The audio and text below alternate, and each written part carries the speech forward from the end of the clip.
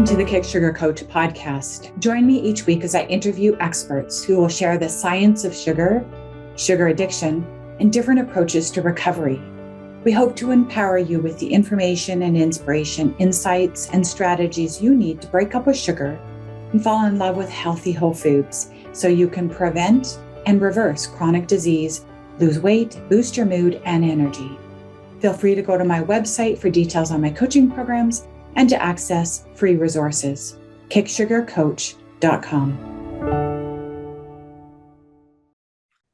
Hello, everybody, and welcome to the Kick Sugar Coach podcast. I'm Florence, your host, and I'm here today with Deb Beroset. Now, when you think about sugar, the harms of sugar, the science of sugar, sugar addiction, and sugar addiction recovery, you often just think about the first phase of the journey. The unhooking phase, the getting abstinent phase, where you put your addiction into remission. And for many people, we can get stuck there for decades. But there's a whole other part of recovery that comes after you've got some traction. You're getting some days and weeks and maybe even months under your belt of just being a whole food woman or whole food man. And then we begin the second phase of the journey, which is the recovery part. And that's where we start to look at things like self-care and soul care and life skills and what is life like after sugar. So today, that's Deb's thing. She's all about phase 2 of the recovery journey. So even if you're still struggling to get sugar-free and stay sugar-free, that's okay. Today's interview is going to give you a glimpse, it's up ahead and around the corner a little bit, but it's going to give you a glimpse of where you're headed, life after sugar, and some of the work you get to do and will do, and the kind of transformation that you can look forward to. So welcome, Deb. Oh, sorry. Oh, thank you. Yeah, I was just thinking I need more of a bio for Deb. Let me just give you a little more. So Deb describes herself as a creative muse, a coach, a shaman, and a mentor of delight who specializes in supporting women in journeying to the center of what they truly want, putting their dreams into motion and living a full tilt boogie life. She has some very interesting website full of life and color and like it's just an invitation to live larger, more outside of the cocoon of Anise Nin's little cocoon, right? That there came a time when we needed to bloom. And that's that's exactly the feeling I get from Deb's website. And in there, you will see many workshops, services, one-on-one, a Moxie Club. Like there is just so many it's a buffet of options. So welcome, Deb. Thank you. Oh my gosh, what a fun introduction. The best ever. Thanks. You're welcome. So let's start by talking a bit about how you came to be so passionate about women and self-care and soul care. And what does that even mean? Wow. Well, I came to be so passionate about it because I so needed it myself. I was a bit of a type A, kind of naturally, go, drive, grind. And I was in the corporate world for quite a long time and had a very high responsibility, high stress job, and just realized, I'm quote, succeeding at my job. And I felt like I was failing my life in some ways. And I realized I needed to make a change. I was, I think, 56 at the time. And I just thought, if not now, when? Like, when are you going to claim your life for what you want, what's important to you? Not that that wasn't important, but it just felt like there was something else wanting to get expressed that I kept putting off. And so that's when I started my own business, called it Moxie. Wasn't even quite sure what that was going to be. But, basically, Florence, I allowed my curiosity, and I just noticed where do I come alive the most? What kind of stuff am I engaged with? What really, gets my neurons zingy zing? And I just kept following those breadcrumbs, and it just became very, very clear that what really floats my boat is transformational work. I'm all about the human spirit set free. And so all these different passions of mine, like neuroscience and something I call aesthetic shamanism and um, all kinds of personal development modalities, plus my interest in creativity and innovation and my career experience with that, I just was able to come bring something together that for me feels like a really natural expression of what I'm here to contribute. How about that? Yeah, it's awesome. It's awesome. It's like you took all your strengths and all these skills that you've been learning through it, sort of a more traditional corporate career, and then you just moved them into another area of your life that was new to you. Even like, what does it mean to explore and to even reflect on where do I come alive? And then so Right. yeah, 30 years ish, I'm guessing, Yeah. of professional experience, and you just unleashed it in this new area. Yes, unleashed is a very good word. By the way, that whole thing about moving toward what makes you come alive was actually Rumi's idea, not mine. But, I just credit where credit is due. It's an awesome concept and a central tenet of all the things that we're doing in Moxie World, basically. Got it. So once women and men, have space and some bandwidth in their life because they're no longer sucked into food obsession and weight obsession and health crises that just keep escalating because they can't seem to get unhooked from sugar and flour and sweeteners and alcohol and all those ultra processed forms of carbohydrate. They have all of a sudden a bit more space and resilience and maybe even energy. And now the question becomes, okay, well, where do I come alive? When I think about, like, even if I go into my own body and I think about that, I know where I come alive, and I just can't seem to, it terrifies me because I think it's all I would want to do.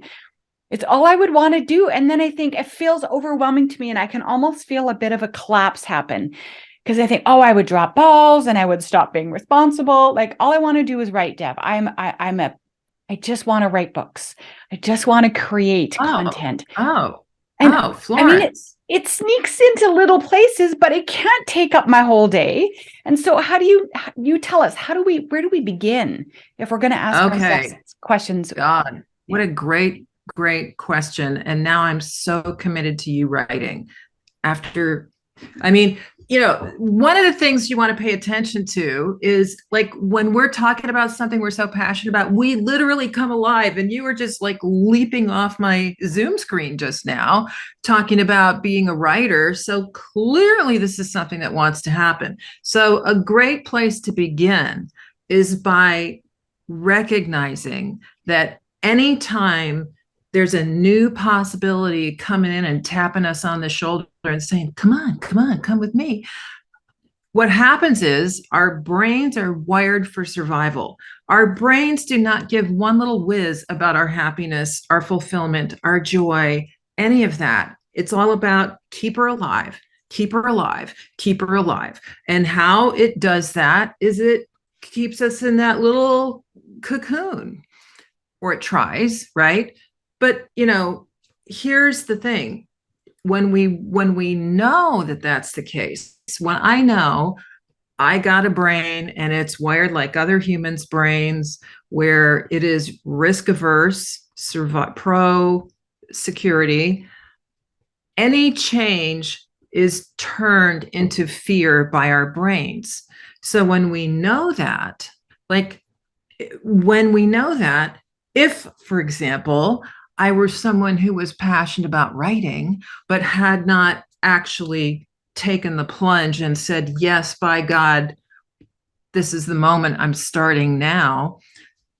Well, you might say that's a little step, but the first step is the one with the most trepidation attached to it because it represents moving from the safety of the status quo into some new territory. Now, mind you, it might be fabulous new territory. It might be new territory that has you think, at last, this is what I'm here for. It might be that kind of great Disneyland of your dreams kind of new territory.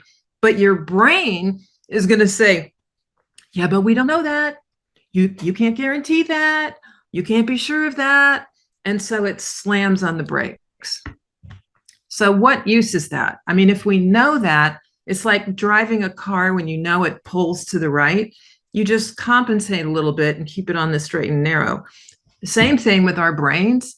As the driver, not always in control, but as the driver, right? When I notice, oh, I'm wanting to pump the brakes or slam on the brakes at even the prospect of trying something new, I can remind myself, oh, well, that was to be expected. That's the predictable response. So now that you know that, you can let your little self calm down and look and see, okay, well, what really speaks to me. And then you can, having acknowledged the fear, we're not invalidating it, it's valid, but having acknowledged it, it's like you've given that energy the space to get expressed. So it doesn't have to keep saying, hey, but you didn't listen, you didn't hear me. So when we acknowledge it, it can kind of dissipate and it leaves room for the possibility that's hopefully strong enough to beckon us into that first step. And you know what? I can literally apply that to the first step of deciding to unhook from processed junk foods and to fall in love with whole foods. It is as terrifying as any other subsequent steps, right? Like that right. fear of, oh my gosh, can I survive? Can I handle life? Will I feel like I'm missing out forever? That terribly painful feeling of deprivation when I'm socializing and everyone else gets to eat fun foods and I'm the one eating carrot sticks.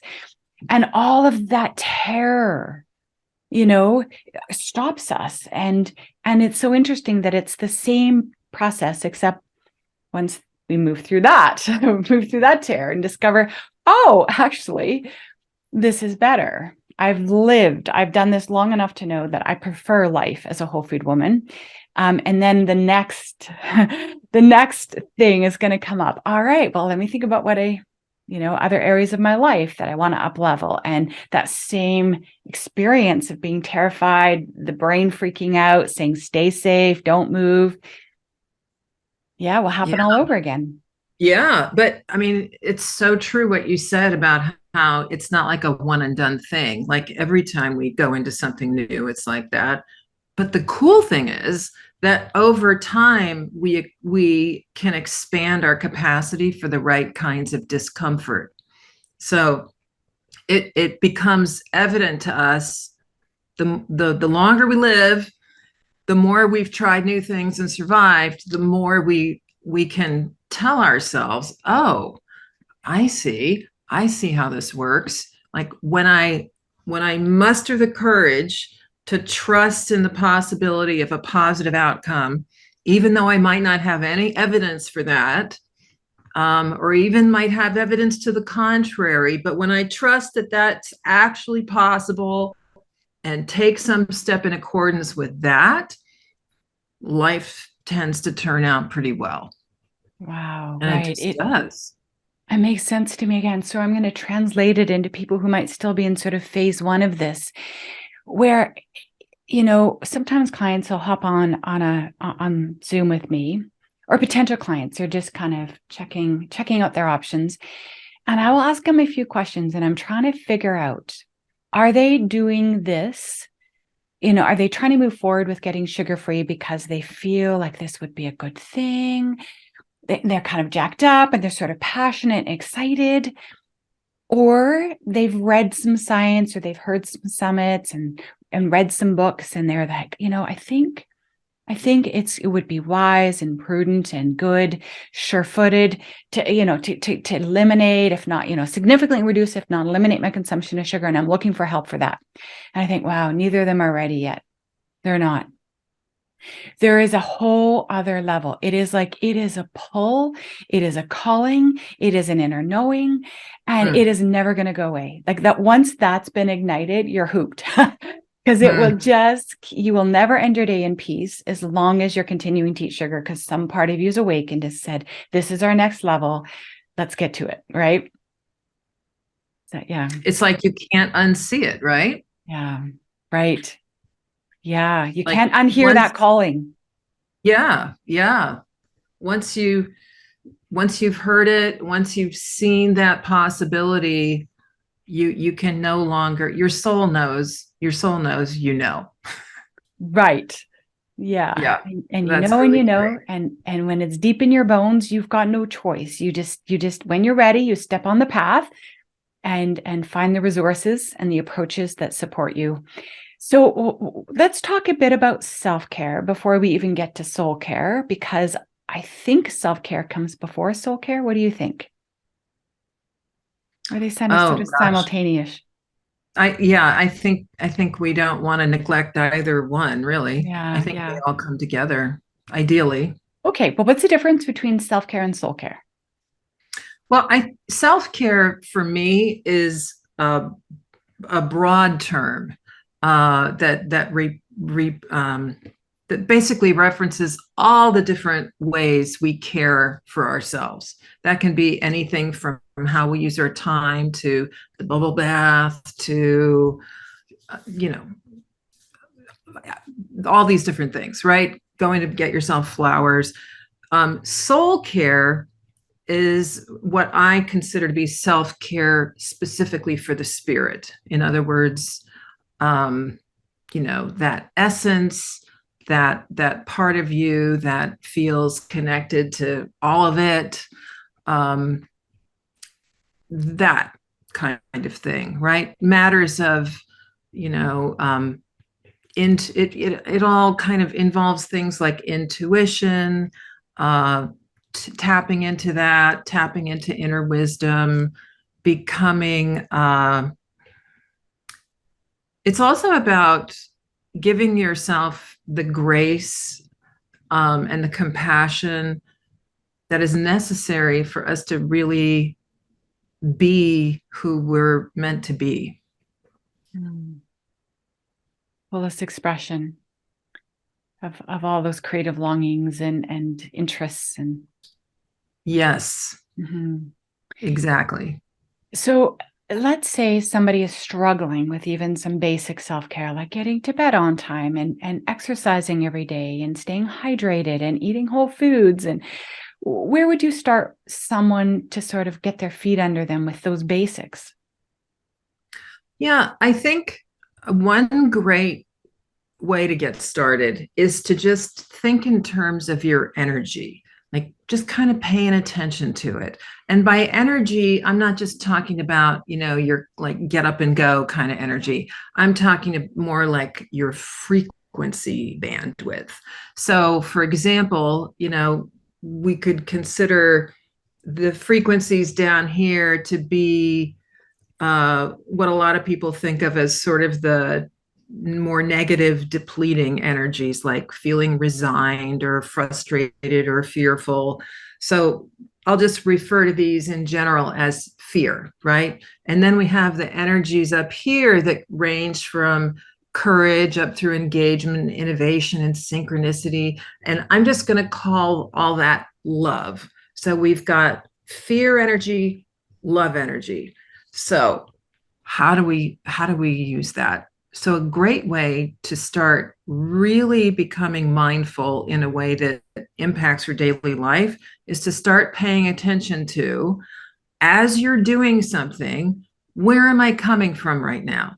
Am I coming from the below the line energy, which we're going to loosely call fear, which can also include feeling irritated, feeling bored, feeling ho hum and meh, all of those we're just going to call below the line.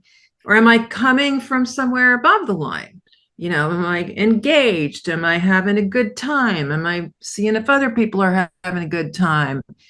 All the way on up to the level of synchronicity where, you're basically in love with yourself, the moment, what you're doing, and the whole world, right? So how does that work on a day-to-day basis? So if I'm getting ready to leave the house to go to a meeting, I can check in with myself and think, okay, are you coming from down here somewhere? Or are you coming from up here somewhere? And it's interesting how habitual it can be to be thinking things like, oh, make sure you're not late. Like, even that make sure you're not late thought is a below the line energy, as opposed to, I'm glad I'm getting ready on time. And this is going to be a really fun time to see people. It's like when you notice where you are, you have some ability to actually shift what you're focused on and what your actual experience of life is in that moment. Because the energy that we're coming from with regard to whatever we're doing, it gets on what we're doing. You know what I mean? Like, if you're preparing for my daughter just had a a bridal shower last weekend, and I co-hosted it. And I was really looking at it, like, while we were getting things ready, I was looking at, okay, where are you coming from? Are you coming from, this is another item on your long to-do list, which would be down here? Or are you looking at this as, what an opportunity to have this special occasion just really delight your daughter? Very different places to come from, and very different results in terms of decor ideas coming from a to-do list versus opportunity. I hope that all made sense. That was long. No, it does. It does. And I can imagine the scenario where, let's say you're getting ready to go somewhere, you're a little short on time, you're maybe running late. And the truth is that you might be late. And I can imagine that my brain would say, but I don't have time. I'm not getting ready on time. There's a bit of a pinch here. And I can imagine shifting that over from, oh, I'm going to be late, to, I'm going to arrive right on time. And it's going to be so great to just keep staying, not letting the brain suck me into the fear, the negativity, the catastrophizing, the looking on, on the worst case scenarios of potentially running a bit late. Instead, just like, oh, I'll probably arrive or just assuming I'll arrive at exactly the right time and it's going to be a great event. But, sometimes it's hard to kind of prop us up like that, right? Like, you just think Well, sometimes we are just late, in which case, I mean, God knows that's true of me. Sometimes I'm just late. Yeah. And so in that case, it's a matter of, okay, well, who am I going to be about it? Am I going to be apologetic and chastising myself in my head all the way down the hall into the door, which, like I said, gets all over me? That energy is like feelable, visible by other people. It affects how you come across. Versus if you tell yourself, as you're, locking the car, walking in 5 minutes late, whatever it is, just like, okay, you know what? It's fine. It's fine. It's fine. No one's going to die. No kittens have died.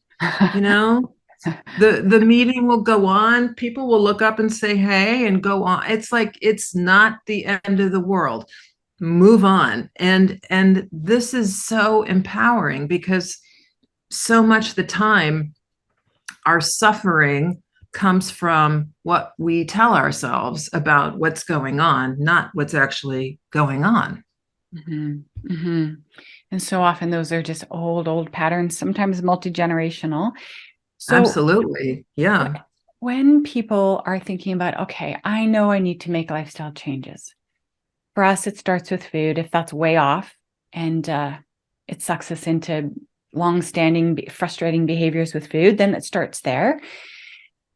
And there can be a struggle to think you're worthy of it, that you can do it, that it'll be worth it. So where do people start there?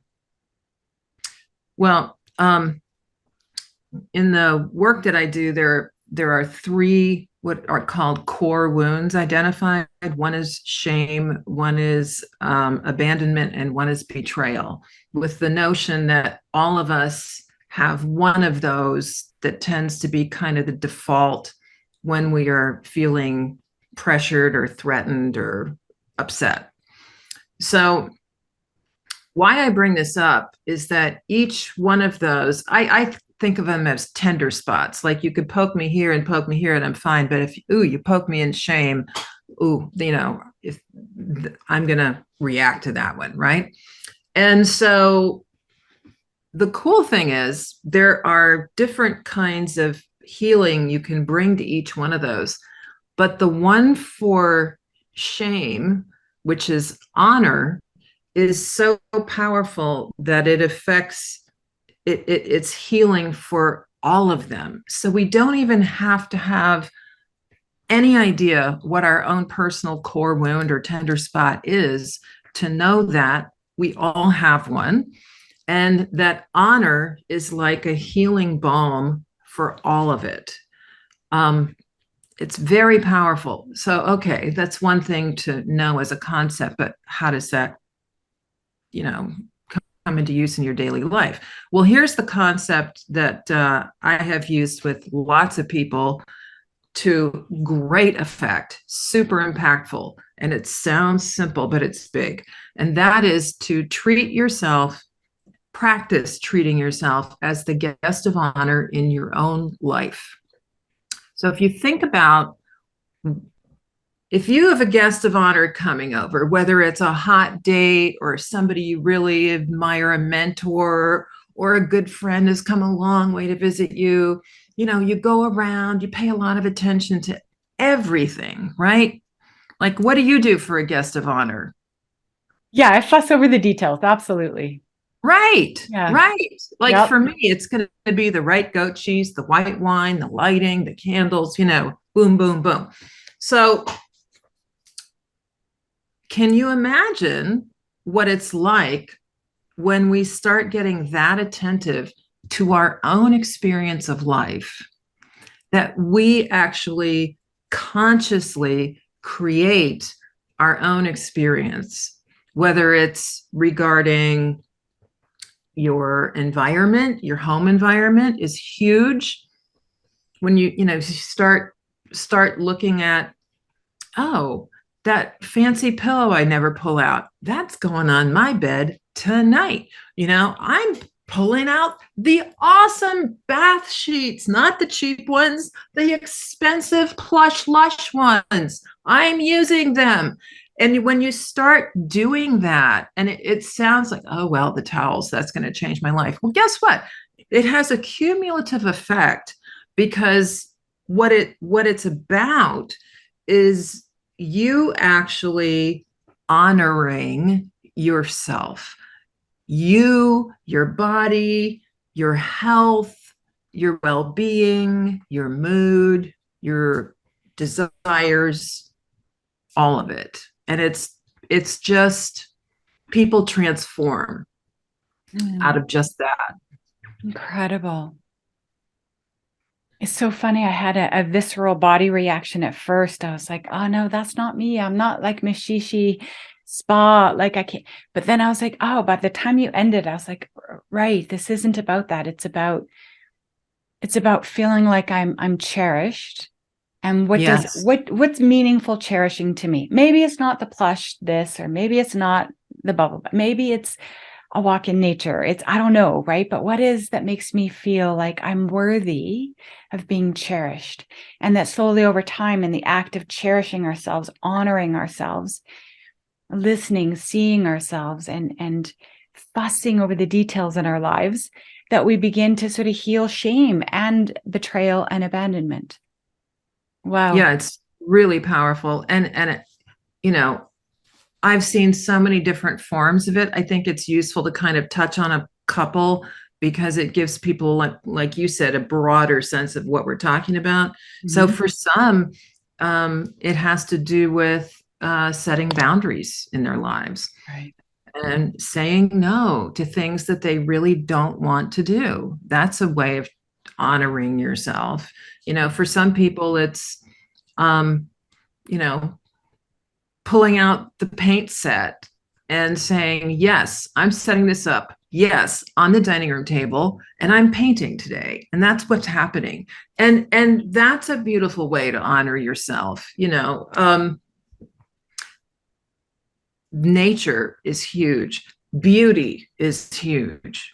Beauty is beauty of all kinds, whether it's a museum, uh, being out in nature,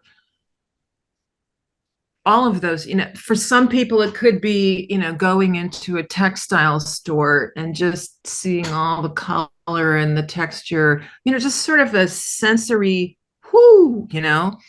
It's really good for our brains and our spirits. Beauty is so good. It's healing. And so, that's worth paying attention to as well. It's not about what anybody else thinks looks good.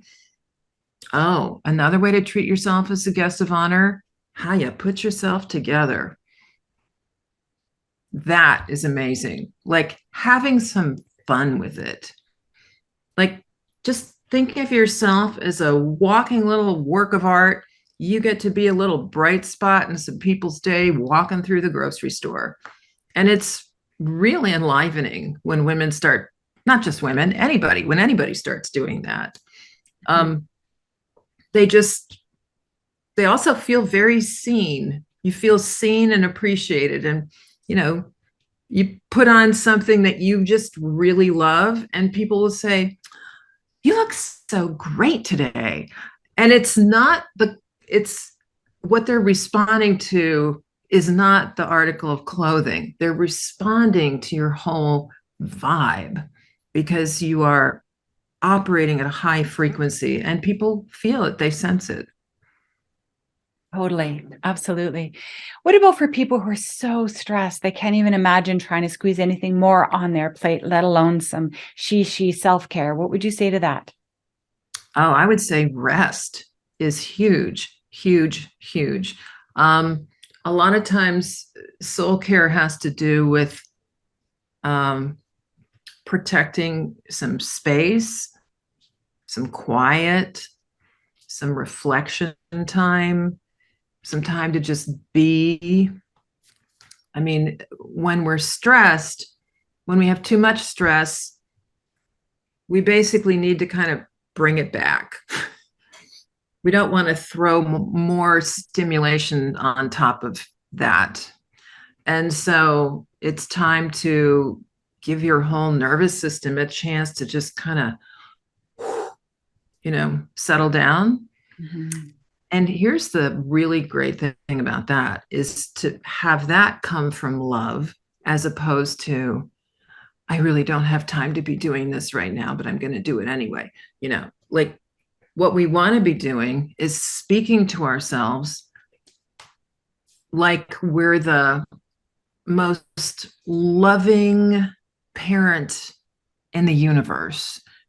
So for example, to say kind of to yourself, oh honey, I know you have been doing some stuff.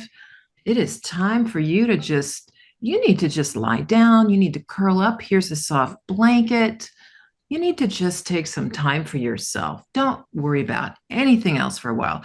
I mean, I almost feel calmer just hearing myself say that. Mhm. And there is something for us to cultivate in terms of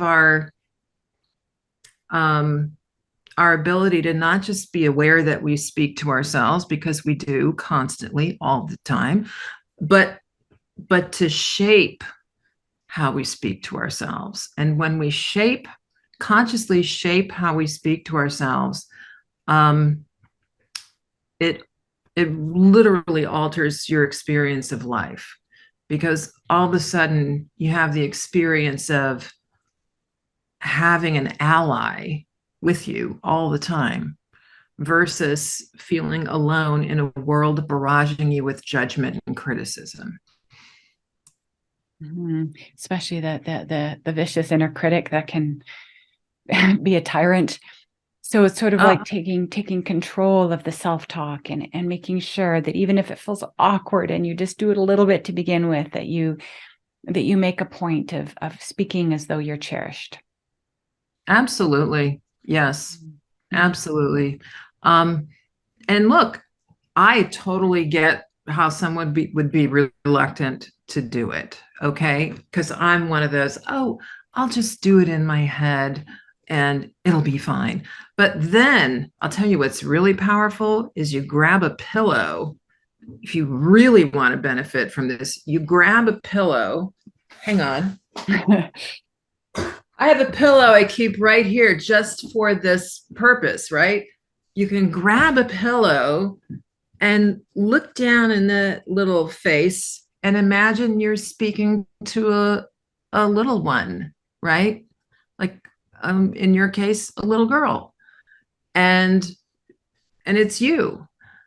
And you can just essentially you can think of it however you like. Some people like to think of it as they're channeling the divine feminine. Some people just think, who I'm being is love. Um, it doesn't really matter how you think of it as much as it matters that you're consciously bringing love to the interaction. And I'll tell you what, when you say it out loud and you are holding this, there's something about the somatic experience that's very powerful. And, some people have really, beautiful emotional response to it. It can be incredibly soothing and uplifting at the same time. Mhm, mhm. And I know for many of us, 30 seconds might be more than we can handle. So just, do it till you feel like, okay, I can't do this anymore. And then maybe next time you'll get 45 seconds. And then maybe one day it'll feel like the most natural thing in the world to just be in that love zone with yourself. So Yeah. speaking of self-love, it's a pretty elusive concept. And there's a lot of us, especially people who are on the addiction spectrum, that feel mostly self-hate. They don't even really know what self-love is. It's it seems like a airy fairy idea. What would you say? How can we make self-love practical and bite-sized for people who are just, trying to come out of a relationship with an inner critic that's vicious? I would say the biggest thing is to start to get curious about what you do say to yourself. And I say curious, I'm not talking about going in to see if your thoughts are good thoughts or bad thoughts, or, that just becomes another form of criticizing ourselves and judging ourselves. I'm talking about getting curious, like befriending yourself. You know how when you have a new friend and you think, wow, she's pretty cool. I think I would really like to talk with more. Like I want to find out more about her, right? Because I have a feeling that she's kind of cool. So you want to get curious about yourself in that way because we're so often in a mode of there's something over here to fix or adjust or make better or improve versus how about I just get really interested in who I am, you know like who is this person? Forget about adjusting, tweaking, fixing. Like, who is she? And just kind of get really curious about what is it that you really love? What is it that you like? What do you not want in your life? And I think the practice of starting to notice that, and if somebody's up for it, I'll tell you, journaling even 5 minutes, 5 to 10 minutes a day, even will make a difference just in terms of what you're noticing about not what there is to fix or anything like that, but what it is that's inspiring you. What are you interested in? What do you think you want to know more about? What might you like to try? Things more like that. More tapping into the Curiosity and desires. desire. So the positive things. Isn't that interesting? And Yes. oh, that's kind of lighting me up a little bit over there. So you focus on the positive, Yes. right? Because when I think journaling, I think, oh, that's where you go and you you dump all the pain and frustrations of the day, which is probably a perfectly wonderful use of a journal, but this is another alternative option. Yes. Yeah, Exactly. got it. Got it. Well said. What has been the most impactful tool for you to put that kind, loving self-talk, that self-love energy, the self-care into practice? Is there anything more you want to say there? Ah, I think I think the most impactful thing for me has been paying attention to the conditions in which I best thrive. So, you know, different flowers bloom under different conditions, different amount of sun, different amount of wind, and all this kind of stuff. Well, I think we're kind of like that too. And so, just noticing, how much stimulation or versus quiet is does does this person thrive in? What kind of environments do I thrive in? What kind of people do I thrive around the best?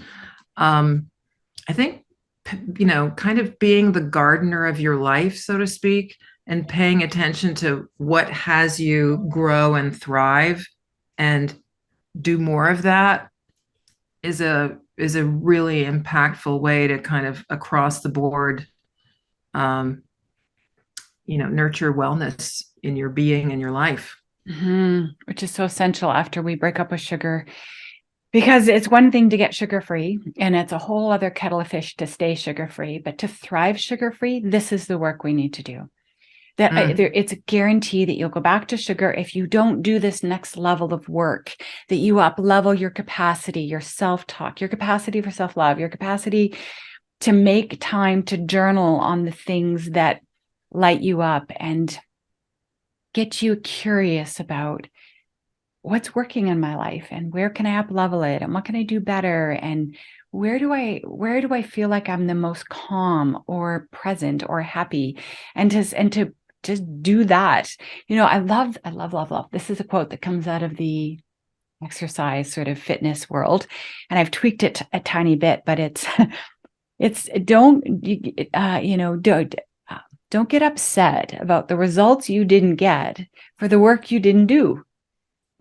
Like people get really frustrated Yes. that they haven't lost weight or something isn't going their way. And then you have to ask yourself, well, have I actually been making time to do something different, to do something better?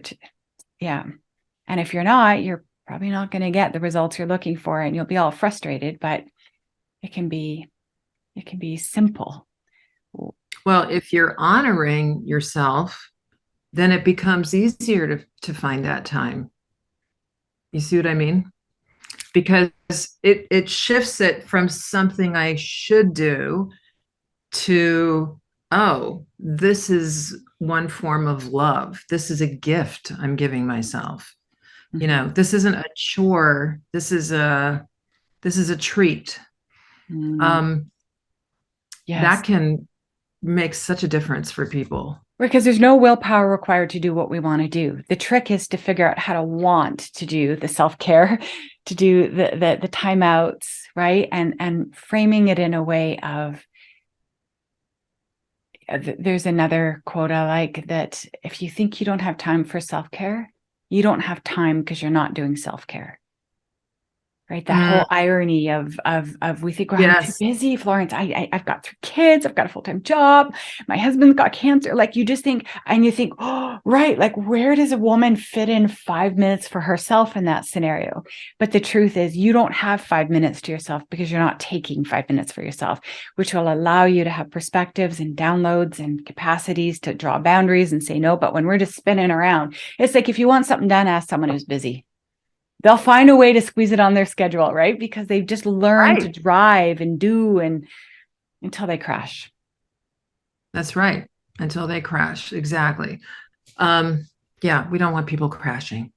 No, No need to crash. no need to crash. Um, oh, there was something you were saying about most impactful. Oh gosh, refresh my memory on what you said was the most impactful. Oh, where I started paying attention to my own growth conditions, my own thriving conditions. Right, right. Gardening. Right, right. Yeah, Yeah. thinking of myself as a little flower, Mhm. and what are the best, conditions for me to thrive. Right. And And it had me change some things, I mean, it's what had me say to my husband, I really think we need to move from downtown Chicago high rise to someplace where there's trees and birds and nature, and it would be great to be closer to family. And Mhm. so that was not a logical decision in terms of how, it had nothing to do with jobs or anything. It was strictly given by a recognition of the fact that, as an ever evolving person, as we all are, I am now in a place in my life where I just need to be under trees a lot. I need to hear birds a lot. That's what my little heart desires. And, fortunately, my husband is the kind of man who can hear that and give it the same amount of weight as if I'd said, my job just transferred me, which is awesome. Amazing. Yes, yes, yes. Well, when Yeah. we honor ourselves, we find people who honor us. Otherwise, they just don't last. They fall apart. That's a whole nother interview right there. That's a whole book right there, Florence. Yeah, yeah. That is. Yeah, people at the same vibration find each other, right? And if you're in fear, you're going to feel comfortable with people who are predominantly in fear zone. And when you up level, all of a sudden, those people who are not up leveling with you, there's a disconnect and it's painful, but things fall away, don't they? Well, they do. And, we can either look at that as a problem or a catastrophe or a tragedy, or we can just see, oh, that's kind of the natural order of things. Leaves fall away from the trees. Nobody's crying about that. It's just part of the passage of time. You know what I'm saying? Yes. And I think the same is true of, without being cavalier about it at all, I think that's true of some relationships, is that, they have their season, Mhm. and, we grow from all of them in different ways. And sometimes the season ends, and, Yep. and that's the way it's meant to be. Yeah, and there's a little empty seat on the bus maybe for a while, and then the doors open, and all of a sudden, this wonderful new person that needed a spot in your life, there's a spot there. It's pretty cool. Going back to the idea of gardening, there are weeds that will literally choke out the flowers, the beautiful maybe foods that you're growing, the fruit trees and the vegetables that you're growing in your garden, right? And so getting those weeds out so that you can optimize the growth of the things that nourish you and are what you're wanting to grow in your life is essential. And pulling junk food out of your meal plan is literally like pulling out the most invasive, deadly um weed on the planet, toxic weed, right? Like it's such an obvious place for people to start if that's a problem for you, right? And so think about it that way. I'm just pulling these weeds out, like out to get right up by the root. And then that leaves Yeah, space for the things that you want to grow in your life to grow. that's so perfect. I love that. Yeah, I mean, the weeds are like little possibility slayers, and you're pulling them out. And I'll tell you another thing I love about that is that it doesn't make me a bad person because a weed popped up in my garden. It just means a weed popped up. And so let's pull it out. I don't have to stand there and think about what a crummy human being I am. You know what I mean? It's like, oh, there's a weed. Let's pull it out. Boop. So I'm sure you can relate that eloquently to, a struggle with sugar, right? Totally. There's nothing shameful about having a sugar addiction at all. Not at all. It is just the way our brains are wired. It's the way that our brains and the substance dance. And it has brought us pleasures and numbing in all the right times and ways until all of a sudden something awakens. And we're like, that's an invasive weed. It was pretty. It had purple flowers on it. Like I thought it was good. And now I realize, no, you're choking out all the things I value most in life: my health, my mental health, my energy, my self-confidence, my self-respect. Yes. You are now going to have to get out of my garden. And this is a mess because you've grown everywhere and your roots are deep. But this is not, this is just time and Yeah. energy and commitment and Yeah. consistency. And my garden will be clear of you. Yeah. Yeah. Yeah. And then we get to decide, what seeds are we going to plant? What's going to grow in my garden? But when Yes. Oh my God. Let's ride this metaphor forever. I love it. Yeah. No, seriously, this is great. I mean, it's so apropos because, Mhm. it also relates to the fact that this is all just a natural process, by which I mean, as evolving human beings, we learn things, we change things, we try something else out. It doesn't mean our life is flawed or problematic. It just means this is what it looks like to be living, Mhm. living and growing. Totally, absolutely. And the water, the rain, and the sunshine, what is that? Is that support groups? Is it working with Debbie to get your moxie back online so that life force energy is high and you just are Always a in? good idea, Florence. Oh, Always a good idea. it's a good idea. Yes, if you're looking to max your moxie, Deb's your woman, because that life force energy as it rises is very irritated by things that are dragging it down. Like, stop, sugar dragon. Yes. Stop. I'm not the least bit interested in that stupid Pop Tart or whatever the heck, right? I know that would Got no time for that. no time for that. Onwards and No, we upwards, got disco forward. dancing to do. Yeah. Yeah. We got a Yeah. We we got got a life bongo to live. drums to do. That's right. That's right. We got stuff Awesome. going on. Is there any final words you would like to share today before we wrap up? Oh gosh. I mean, yes. So the thing I'd like to say to wrap up is that something that makes a huge difference is to not go it alone. Whatever it is that somebody's dealing with, get some kind of support someplace, whether it's a good friend or, professional support, definitely. But then, there's community. And as somebody who at different times in life has not had a lot of community, I definitely have come to learn that it's huge. And so I encourage people to seek out some like-minded folks.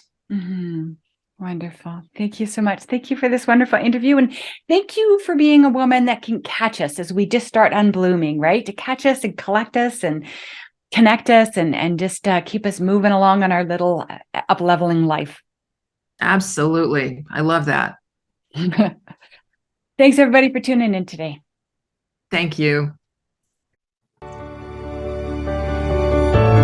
Thanks for tuning in this week. If you would like more interviews, more information, and more inspiration on how to break up with sugar, go to my YouTube channel, Kick Sugar Coach, or my website, kicksugarcoach.com. See you next week.